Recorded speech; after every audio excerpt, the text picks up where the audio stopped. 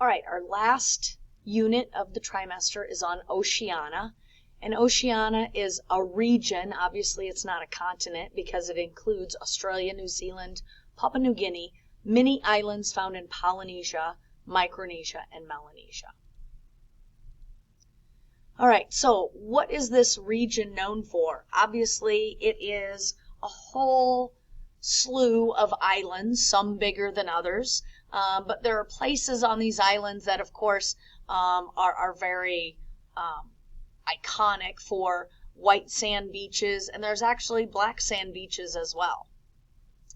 Because it rains here frequently, there are a lot of waterfalls, so this one happens to be in Hawaii, which technically is in the region of Oceania, and we'll get to that a little bit later. So this waterfall is a 500-foot waterfall in Hawaii.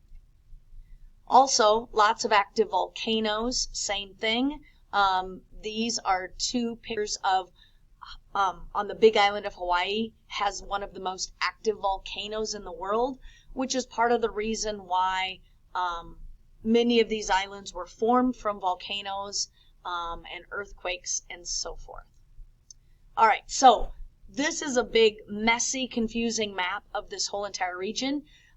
Clearly, we're not going to have to identify all of these islands, but you can also see there are regions out there in the Pacific called Micronesia, Melanesia, and Polynesia. We're going to talk about those. The big islands, of course, are Australia, New Zealand, and Papua New Guinea. All right, so we're going to talk about Australia first. Australia, of course, the flag in the background, you can see that it has the British flag up in the top left, and that's because technically Australia is still called a Commonwealth of Britain. So what does that mean? It means that, for example, if the United Kingdom was tied to Australia by 5 strings, 4 have technically been cut and 1 is still kind of hanging on. They are not 100% independent, yet they are nearly independent. The people from Australia are called Aussies, and it is a unique place for plants, animals, and actually just the land itself. Australia is the only area that can be called a continent, an island, and a country. So it is definitely unique. The 2020 population was 23.7 million people, and we're going to compare Australia to other islands in this region as well. So you'll need to kind of know, not necessarily know these numbers by heart, but which one is the biggest, which one's the second biggest, third biggest, and then you should be able to identify those on the test. Area, size, it's about 3 million square miles, which again, we're going to compare to the United States, just so you have a reference. Its official language, of course, because of the connection to the United Kingdom, is English, and its literacy rate is 99%, and males live to be 80 in Australia, and females live to be 85, just over 85 years. Now, the numbers to compare to the United States. Population, of course, they're not even close to the 332 million of the United States. Area, they're 3 million and we're 3.8 million. So, I mean, they're in the ballpark at least. English, of course, is our official language. Literacy rate is 99%, but notice they outlive Americans.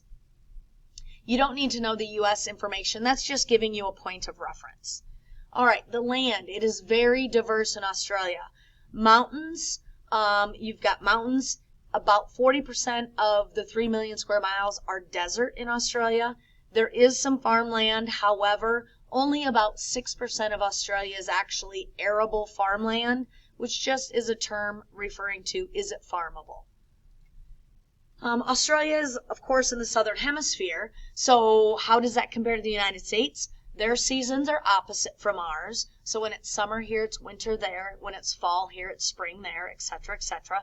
Average temperatures run from mid-80s to about mid-50s. Plants and animals. It is a very unique place for its plants and animals. Some of these animals are only found in Australia, unless, of course, they have been taken from Australia to put in a zoo, for example.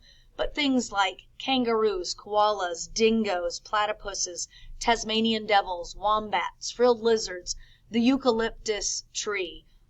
There are so many of those that are very unique. So for example, a platypus. The platypus is a unique animal that kind of has a duck bill, yet it looks sort of like a beaver otter because it's got this long tail. It's got really long finger claws, and it actually has poisonous stingers on the rear feet, not on the front one. Dingoes are kind of a wild dog. It kind of looks like a combination of a wolf and a dog, and they have lots of dingoes, which affects the sheep herds in Australia because Australia is one of the countries that produces the most wool because they have so many sheep. And dingoes attack the sheep, of course, as food. So they're kind of sometimes overpopulated, and that causes issues. The wombat, the bottom picture, looks like a cute little furry guy. The top one, he looks a little vicious. It's usually found on the island of Tasmania and in Queensland, which is just a region of Australia in the northeast portion. Emus, which are kind of like an ostrich, are a flightless bird. They use emu to line. Obviously about Ugg boots. They are made in Australia, and they use sheep wool on the inside. Yet the emu, there are emu boots as well because they use that, the fur and so forth from the emus to line boots as well. Frilled lizards probably got its claim to fame in Jurassic Park. Again, it has the frill like a cobra frills out, so it has this appearance of being bigger, so it's a little scarier to predators. Tasmanian devil, it got its claim to fame in the cartoon version. Taz in the cartoon version spins around in circles. A real Tasmanian devil does not. I would kind of compare a Tasmanian devil to maybe a wolverine or something along those lines. A small bear with a long tail. So it kind of looks like a combination of things that we might be familiar with here. But again, is primarily found on the island of Tasmania. Kangaroos. In Australia, there are over 120 species of kangaroos, and of course they, set all sorts of records for tiniest baby, longest jump, all those sorts of things. Koala bears, again, although they look cute and cuddly, are actually quite aggressive. They have sharp claws because they climb eucalyptus trees, and there are over 500 different species of eucalyptus. There are round leaf eucalyptus, which is typically used in a lot of like potpourri or scenting sort of things, or they're dried, so you can find them at craft stores to put in arrangements. In the picture with the koala, that's the long leaf eucalyptus, and that is a primary food source for the koala bears. All right, as far as history, Australia is a lot like French Guiana that we studied in the Latin American unit. It was first settled to send off the prisoners from Britain. So the first people there, the first settlers, were prisoners, soldiers, and then government officials, and it was established in 1788. The Aborigines are the native peoples, and a lot like Native Americans, they are a small portion of Australia's population. They are only about 2.5% of Australia's population today. And again, they're the native people, so of course they're a little bit more darker skinned than the Europeans that have come there, and they have very similar traditions to natives in Africa or natives in the United States. In 1770, Captain James Cook was exploring this part of the world and came across Australia and settled it for England. And then again, 8 years later, or to 18 years later, they started bringing people actually to Australia after Captain James Cook found it. The federal capital of the entire country of Australia is Canberra. All right, now we're going to be talking about the divisions of Australia. They have states and territories, much like we have states or Canada has provinces and territories. So you're going to need to know each of these divisions on the map, not just the country of Australia, but you need to know the states or territories of Australia. And then there will be some multiple choice questions about the facts of each of these states. So the first one we're going to talk about is New South Wales.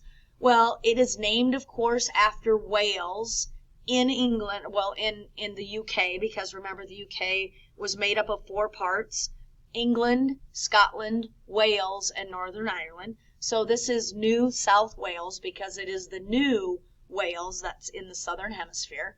It is a state, and its capital is Sydney, probably one of the more famous cities in Australia.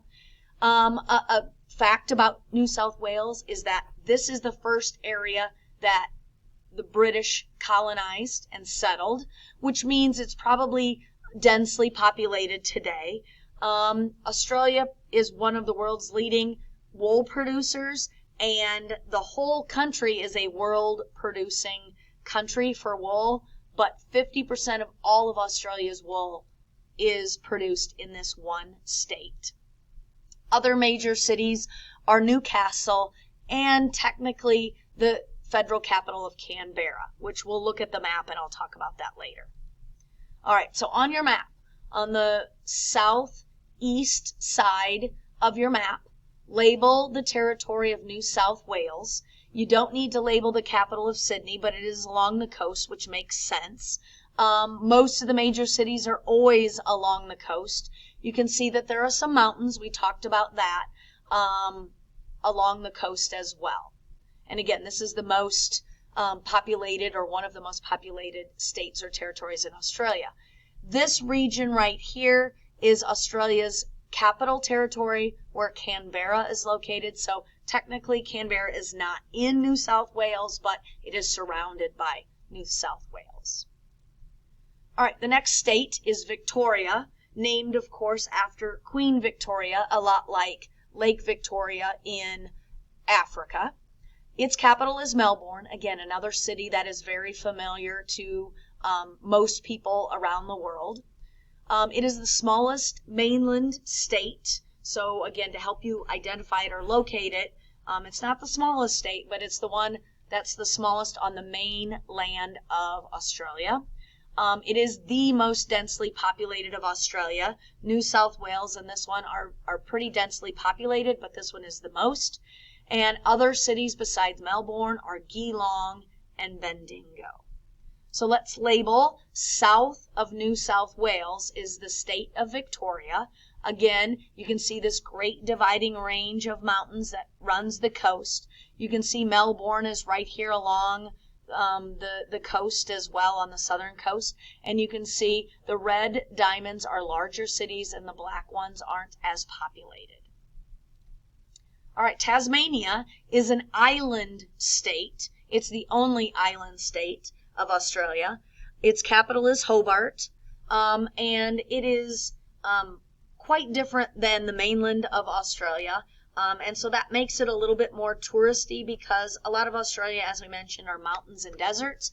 So yes, you might go there to see the Great Barrier Reef, you might go there to see the kangaroos, but here it's much more green, and actually it looks a lot more like the United Kingdom.